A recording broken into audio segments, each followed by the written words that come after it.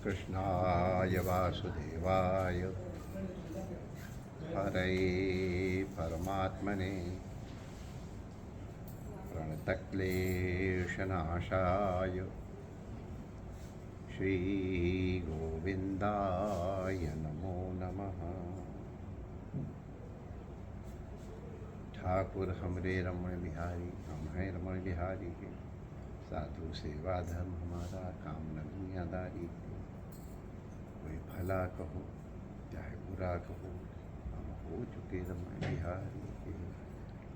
श्री रमण बिहारी लाल की जय। आप सभी श्रोतागणों को जन्माष्टमी की बहुत बहुत बधाई। परंपरा से आज की तिथि को ही भगवान श्री कृष्ण जी ने जन्म लिया था। कई लोग कहते नहीं वो प्रकट हुए थे जब मैं भाई, अगर उन्होंने जन्म नहीं लिया था तो फिर मथुरा में कृष्ण जन्मभूमि क्यों है? जन्म लिया, प्रकट हुए, जन्म भी लिया। गोकुल में जन्मे है, अब ये भी बात है। लेकिन भगवान जन्मे हैं, भगवान अवतरित हुए हैं, भगवान प्रकट हुए हैं। जो भी व्याख्या स्वीकार करनी हो, हमको भगवान के दर्शन मिले। तो भगवान के अवतार के हेतु नाना प्रकार के लोगों ने कहे हैं, भगवान ने भी कहे। बहुत प्रसिद्ध है, यदा यदा हि धर्मस्य ग्लानिर्भवति भारत अभ्युत्थानम् अधर्मस्य तदात्मानं सृजाम्यहम् परित्राणाय साधूनां विनाशाय च दुष्कृतां धर्म संस्थापनार्थाय संभवामि युगे युगे। भगवान के अपने वचन।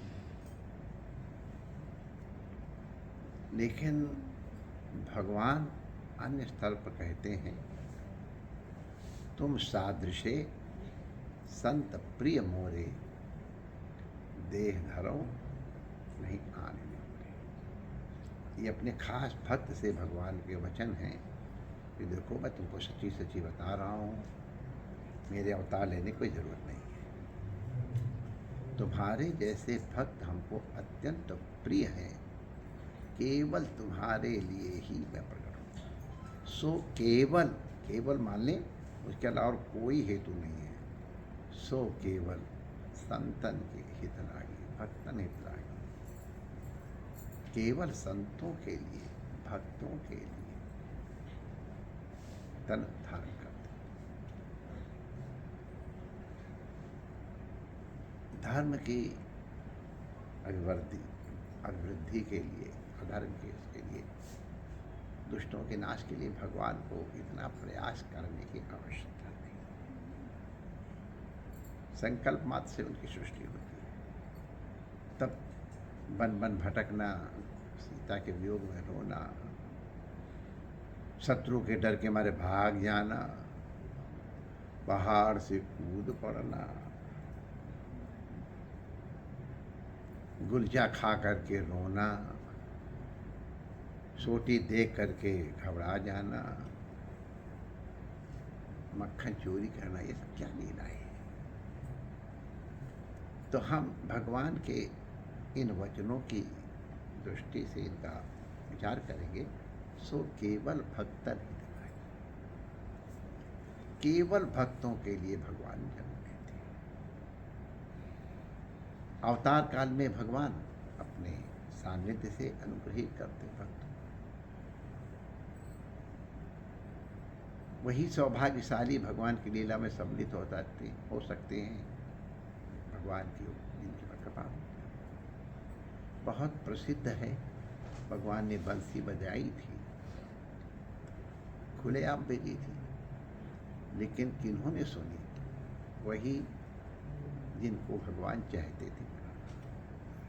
भगवान की लीला हर जगह प्रकट हो रही, भगवान हर जगह है, लेकिन वही जिनका हृदय भगवान के साथ अट्यून्ड है, एक है वही उसका नाम कर सकता। जैसे टीवी के सारे सीरियल्स इस समय यहाँ चल रहे हैं, जाने कितने सीरियल चल रहे हैं, लेकिन हम जहाँ अपने यंत्र को ट्यून करेंगे वही हमको दिखाई पड़ेगा।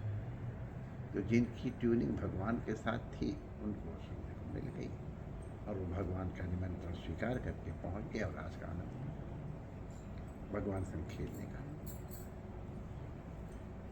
भगवान ये लीला भक्तों के कल्याण के लिए करते हैं। भगवान दयालु हैं, कृपालु हैं, सब विशेषण लगे उनके लगे।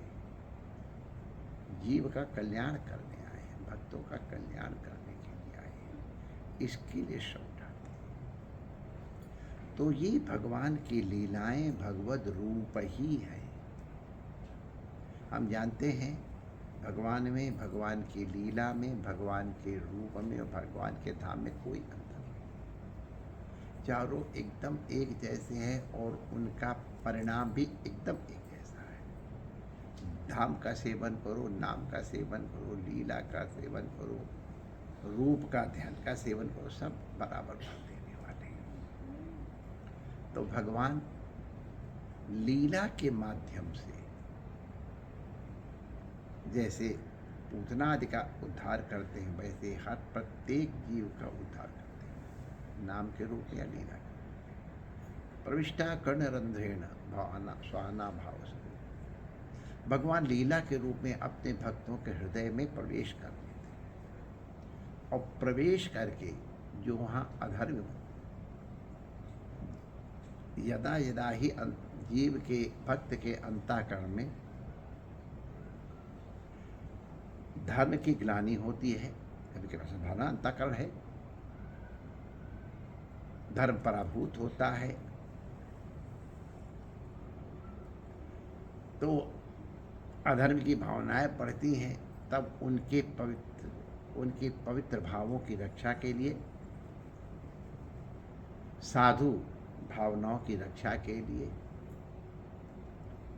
साधु भावनाओं के संरक्षण के लिए भगवान प्रकट होते हैं लीला के रूप में। लीला के रूप में भगवान जब अंतःकरण में आते हैं तो भगवान का स्वभाव है धुनोति शमलम कृष्ण। कृष्ण जीव के अंतःकरण में आकर के उसके अंतःकरण के मैल को दूर करते हैं। कामादि क्रोध, कामादि दोष रहितम कुरु मानसम। कामादि दोष रहित करने के लिए भगवान अंतःकरण में आते हैं। माने अब इस रूप में यदा यदा ही धर्म से ग्लानिर्भवति भवति का अर्थ लगा लें, भक्तों के हृदय में भगवान का प्रकट इस हेतु से होता है। अन्य किसी रूप में जीव का अंतःकरण का मल दूर नहीं कर सकता है। भगवान ही लीला के रूप में आते हैं। जब हम भगवान की लीला का ध्यान करते हैं, भगवान की लीला का श्रवण करते हैं, गान करते हैं, तो हमारा अंतःकरण भगवद रूप हो जाता है। जब भगवान के साथ हमारा अंतःकरण एक हो जाता है तो वहाँ काम क्रोध आदि विषयों का प्रवेश करने का अवसर ही नहीं रहता, कि मन का तो एक स्वभाव है, दो काम एक साथ कर ही नहीं सकते। अगर भगवान में लगा है तो संसार के विषय अगल बगल घूमते न कोई असर नहीं पड़ेगा। लेकिन ध्यान केवल इतना रखना है, भगवान तुम्हारे अंतःकरण में बैठे हैं, वहाँ चेयर एक है, केवल वहाँ एक ही जगह भगवान बैठेंगे। अगर तुमने किसी और को बैठा लिया तो भगवान को चेयर खाली करनी पड़ती है और जगह चली जाती है। अगर हम राग द्वेष किसी से करते हैं तो हमने राग द्वेष करने वाले को चेयर दे दी तो भगवान बेचारे कहीं चले जाते। क्रोध किया किसी से, द्वेष किया तो भगवान चले जाते। तो हमारा कर्तव्य नहीं है, भगवान कहे महाराज आप बैठे रहो, आने दो इनको, आप जानो, आप काम जाने। तो अगर भगवान अंतःकरण में बैठे हैं तो फिर ये कामादि दोष नहीं आएंगे। जहाँ राम तहाँ काम नहीं, जहाँ काम तहाँ राम। ये हमारे ऊपर है। तो भगवान की लीलाएं सब भक्तों के लिए, लीला काल में कल्याण करने के लिए, आज भी जो हमारे लिए तो आज भी नंदोत्सव होता है। हमारे भागवत के विद्वान लोग भागवत में जब भी कृष्ण जन्मोत्सव होता है तो नंद के आनंद भय का गान करते हो लोग उसी तरह से दधिकांधो करते हैं, उसी तरह से नाचते गाते हैं जैसे अवतार काल में नंदगांव में हुआ था। तो नंदगांव वहाँ प्रकट हो जाता है। लीला का ये महान स्वरूप है, महिमा है कि जब चाहो भगवान की जिस लीला को चाहो वहीं प्रकट कर लो। भगवान को प्रकट करने में तो सब शायद बहुत प्रयास करे, लेकिन लीला के रूप में भगवान को प्रकट करना भक्त के हृदय के ऊपर है, अंतःकरण के ऊपर है। तो भगवान प्रकट होते हैं अंतःकरण में जरूर भक्त, लेकिन अंतःकरण काम क्रोध आदि कंस इत्यादि रहते हैं, तो उनको दूर करने के लिए भगवान अंतःकरण से मथुरा से गोकुल में आते हैं। गोकुल माने गो माने इंद्रियां, कुल मान ये। तो हमारे हाथ में भगवान आते हैं, हमारे पैर में भगवान आते हैं, हमारी आँख में भगवान अरे माई डियर मन में भी आते हैं, मनाष्ठान इंद्रिया। तो अब भगवान गोकुल में अपने आप आते हैं। धुनोति शमलम कृष्णा का मतलब है अगर भगवान को तुमने अपने मन में ठा लिया तो आगे अपने आप तुम्हारी इंद्रियों की गंदगी को दूर करें। धुनोति स्वयं करोति, हमको नहीं प्रयास करना, हमारा केवल प्रयास है भगवान को पकड़े रहो बस। अगर भगवान को पकड़े हैं तो भगवान स्वयं करोति। और अब विषय में मन ज़्यादा ध्यान दो, विषय तभी बाधक हैं जब भगवान से हमको दूर करें। लेकिन अगर भगवान हमारे साथ जुड़े हैं तो विषय भी कल्याण का रूप हो जाते हैं। अब बताओ, झूठ बोलना अब कोई, लेकिन अब ये एक अलग बात है कि लोग व्याख्या करते हैं, हम उसमें नहीं पढ़ते हैं। हम भगवान सब कहते हैं भगवान झूठ बोले तो बोले, चलो क्या है, लेकिन किस लिए? सो केवल भक्त हित लागी। भक्तों के लिए भगवान अगर झूठ बोले तो जीव के कल्याण के लिए है। भगवान क्रोध कर रहे हैं पूतना इत्यादि के ऊपर तो भी उनके कल्याण के लिए है। भगवान काम रूप में नाटक कर रहे हैं तो भी जीव के कल्याण के लिए है। तो जितने भी काम क्रोध आदि विषय हैं भगवान के साथ जुड़ जाने से मंगलमय हो जाते हैं। और चाहे कितने सात्विक गुण हों, अगर भगवान से दूर करते हैं तो वो फिर कल्याणकारक नहीं। तो भगवान हमारे अंतःकरण में प्रकट होकर के हमारे पापों का, हमारी पाप भावनाओं को विनाश करें, हमारी सात्विक भावनाओं को उदय करें और हमारे हृदय में धर्म संस्थापन माने सात्विक कर्म करने की जो प्रेरणा है उसकी सामर्थ्य प्रदान करें। इसके लिए भगवान के लिए लीला का आश्रय आवश्यक है। इसलिए भगवान सो केवल भक्तन हित लागी, भक्तों के लिए भगवान का प्राकट्य होता है। आज तो बड़ी जोर से हम तो आज भगवान की प्राकट्य लीला जेल में होके आ गए। जेल वाले बड़े, आज जेल के अधिकारीगण भी आए हैं, बड़ा अच्छा लगा। तो भगवान जेल में प्रकट हो करके और बंधे हुए लोगों को मुक्त करते हैं। जेल में बंधे लोगों को मुक्त करने के लिए भगवान जेल में प्रकट होते हैं। तो भगवान आज प्रकट भय, आज भगवान हमारे अंतःकरण में प्रकट होकर के अंतःकरण से चल करके हमारी इंद्रियों में आते हैं। इंद्रियों के माध्यम से विषयों को भी भगवत रूप, भगवत प्रसाद रूप बना देते हैं। और प्रसादे सर्व दुखानाम हानिरस्योपजायते, सभी प्रकार से प्रसाद सब प्रकार के दुखों की निवृत्ति करता है। भगवान की कृपा का नाम प्रसाद है, उनके प्रकट होने का नाम प्रसाद है।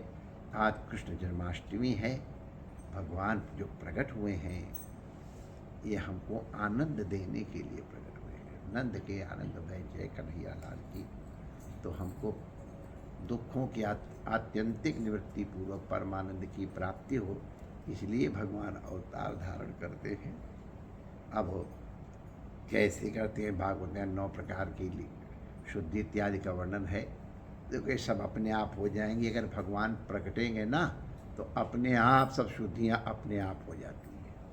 अलग अलग शुद्धि करने जाओ तो बड़ा प्रयास पड़ेगा, भगवान को बुला लो, भगवान आ जाएंगे तो अपने आप सब शुद्धि हो जाएगी। इसलिए प्रयास करके भगवान को अपने अंतःकरण में अवतरित करो, कृष्ण जन्म करो और फिर नंद के आनंद भय जय कन्हैया लाल की।